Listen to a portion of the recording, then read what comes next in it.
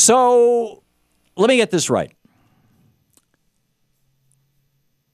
A God-given right to own a weapon. And just let me just deconstruct that for a moment. We have a God-given right to... Now, when did God give us this right? I mean, people who argue the Second Amendment, they're arguing that the government created a right to bear arms, that our government specifically created that right and essentially gave it to us or guaranteed it to us.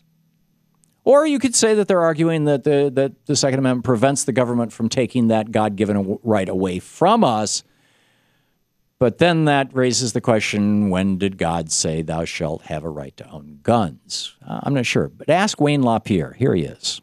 President Obama, who wants to redefine freedom, whittle away freedom, and infringe upon the freedoms that we the people reserve for ourselves. They're God-given freedoms.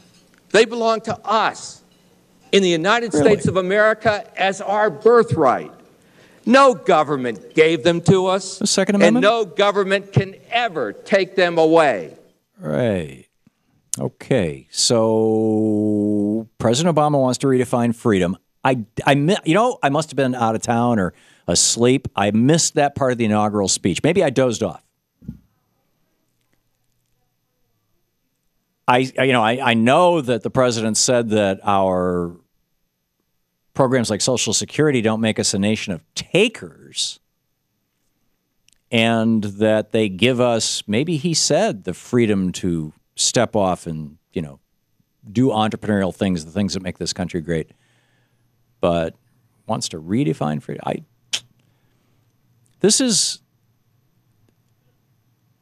Actually, I think that LaPierre was talking about that. Here, clip number 1, Shane. Keep in mind, before you hear this, keep in mind, the people who wrote the Constitution, and then 2 years later, the people who wrote the Bill of Rights, and there's a lot of overlap. In fact, James Madison was probably 80% of all of both of them. But nonetheless, those people were very, very clear that they were making the transition from 13 independent nation states that were tied together by what was basically a trade agreement. The Articles of Confederation provided for no national army, provided for no federal powers, basically, and just basically a system to resolve disputes between the states that mostly had to do with trade. And it wasn't working. This new country that we had birthed as people think that we went right from the Revolutionary War into the Constitution. Wrong. We went from the Revolutionary War into operating under the Articles of Confederation. It was our first Constitution, our first, the first document by which we all, the 13 colonies were operating. And it wasn't working. And so these guys got together, and literally they were guys, they got together and said, let's create a stronger central government. Let's create a Supreme Court, which will be the ultimate court. Let's create a president who will be the commander-in-chief of all, both the national military and the militias of all the states. It's right there in Article 1, Section 8. Read it.